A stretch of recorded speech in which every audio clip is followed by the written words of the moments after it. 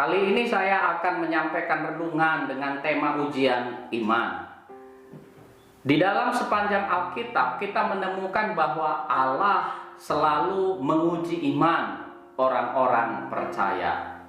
Allah menggambarkan ujian iman itu sama seperti ketika emas dimurnikan di dalam api. Jadi ujian iman yang diberikan Allah kepada kita orang-orang percaya dimaksudkan untuk justru semakin memurnikan iman kita atau meningkatkan kualitas iman kita. Allah menghendaki supaya iman kita bertumbuh semakin kuat dan akhirnya disempurnakan.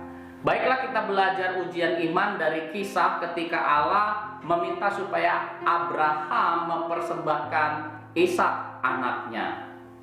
Di dalam Kejadian pasal 22 ayat 1 sampai 2, di situ kita mendapat catatan bahwa setelah Ishak yang dinanti-nantikan oleh Abraham lahir dan kemudian bertumbuh menjadi seorang anak remaja, Allah kemudian berfirman kepada Abraham, "Ambillah anakmu yang tunggal itu yang kau kasihi, yakni Ishak. Pergilah ke tanah Moria dan persembahkanlah dia di sana sebagai korban bakaran pada salah satu gunung yang akan kukatakan kepadamu."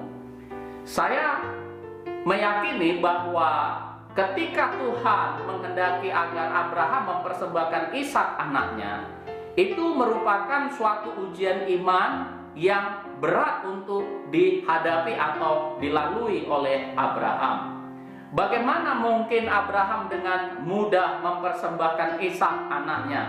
Padahal Ishak adalah seorang anak yang dinantikan kelahirannya kurang lebih selama 25 tahun lamanya. Seorang ayah yang menantikan kelahiran anak selama 25 tahun. Dan kemudian ketika anak ini dilahirkan, lalu anak ini makin bertumbuh menjadi besar, kasih Abraham tentu semakin kuat terhadap Ishak, karena Ishak adalah anak satu-satunya atau anak tunggal. Tapi ketika Allah memerintahkan Abraham untuk mempersembahkan Ishak, itu adalah saat iman Abraham diuji. Dan saya percaya ujian iman yang demikian bukanlah ujian iman yang ringan. Itu adalah ujian yang sangat berat untuk dihadapi oleh Abraham. Tetapi kita membaca di dalam ayat 3 sampai ayat yang kelima, terutama ayat yang ketiga, setelah Allah berfirman kepada Abraham supaya ia mempersembahkan Ishak sebagai korban, di ayat yang ketiga ada catatan dikatakan, keesokan harinya pagi-pagi bangunlah Abraham. Abraham tidak membiarkan dirinya berlama-lama untuk taat. Baru kemarin Allah berfirman, lalu pagi-pagi sekali Abraham telah bangun, mempersiapkan diri, mempersiapkan kayu bakar, dan kemudian mengajak Ishak pergi ke Gunung Moria seperti yang diperintahkan Tuhan. Ini menunjukkan bahwa di dalam ujian iman yang sekalipun berat untuk dilalui, Abraham taat kepada Tuhan. Saya percaya Bapak Ibu Saudara sekalian bahwa kunci kemenangan saat kita menghadapi ujian iman adalah seperti yang dilakukan Abraham. Ia taat segera, ia tidak menunda-nunda ketaatannya. Mengapa Abraham bisa segera taat pada waktu dia diuji imannya? Saya percaya itu terjadi karena Abraham mengasihi Tuhan lebih daripada apapun. Ia memang telah menantikan kelahiran Ishak selama 25 tahun. Ishak kemudian dilahirkan dan sebagai anak tunggal Abraham sangat mengasihi Ishak. Tetapi Abraham juga sadar bahwa Allah adalah segala-galanya di dalam kehidupannya.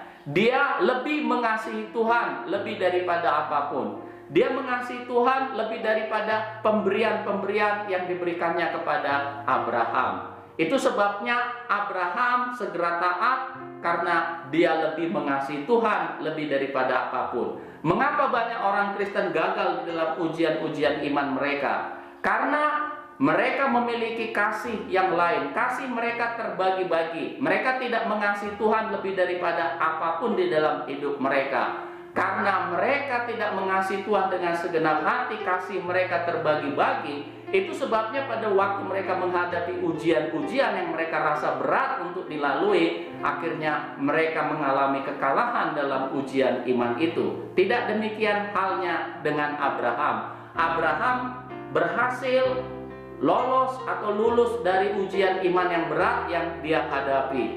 Dan di dalam ayat Kejadian 22 ayat 13 sampai 19 kita tahu bahwa setelah Abraham lulus dari ujian iman yang berat yang dia hadapi, dia mengalami penyediaan Allah dan menjadikan Abraham sebagai berkat bagi bangsa-bangsa. Kita tahu bahwa ketika Abraham hendak mengulurkan pisau menyembelih Ishak, lalu ada malaikat Tuhan berkata, "Jangan bunuh anak itu, jangan kau apa-apakan." Lalu kemudian Abraham melihat bahwa ada anak domba yang tersangkut di sebuah semak belukar, dan kemudian akhirnya domba itu yang dipersembahkan oleh Abraham. Ini menunjukkan bahwa setelah lulus ujian ada berkat di baliknya. Sama seperti Abraham, setelah dia lulus ujian, dia mengalami penyediaan Allah. Dan setelah itu Allah memberkati Abraham dan berkata bahwa ia akan menjadikan Abraham berkat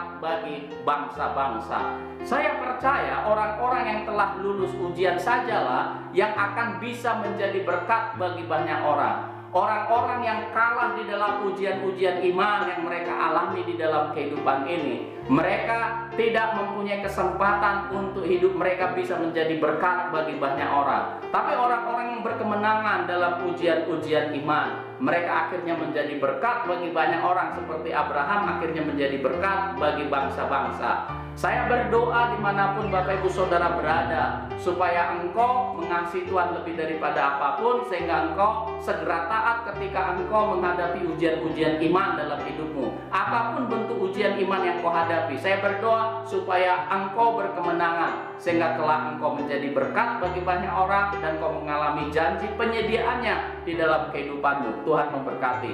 Amin.